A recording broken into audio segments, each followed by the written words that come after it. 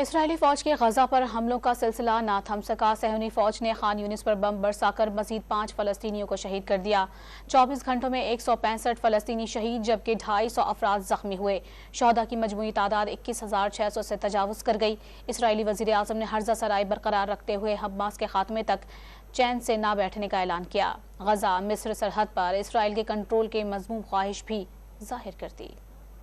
دہشت گرد اسرائیلی فوج کی جانب سے فلسطینیوں کی نسل کشی جاری ہے۔ سفاک فوج نے ایک بار پھر غزہ پٹی پر زمین، فضا اور سمندر سے راکٹ برسا دیے۔ خان یونس میں یورپین اسپتال کے قریب بمباری سے 5 افراد کو شہید کر دیا۔ صہیونی فوج نے 24 گھنٹوں میں مزید 165 فلسطینیوں کو موت کی نیند سلا دیا۔ فلسطینی حکام نے واضح کیا کہ اسرائیلی حملوں کے باعث غزہ کے 70% گھر مکمل تباہ ہو چکے ہیں۔ انفراسٹرکچر کی تباہی کے باعث ہزاروں افراد عارضی کیمپوں میں رہائش اختیار کرنے پر مجبور ہیں، جبکہ غزہ میں سخت سردی میں سہولیات کے فقدان، بڑے پیمانے پر نقل مکانی اور صفائی ستھرائی کا مناسب انتظام نہ ہونے کے باعث ڈائریا سمیت مختلف بیماریاں بھی تیزی سے پھیل رہی ہیں۔ اسرائیل لبنان سرحد پر بھی حزب اللہ اور صہیونی فوج کے درمیان جھڑپوں کا سلسلہ جاری ہے۔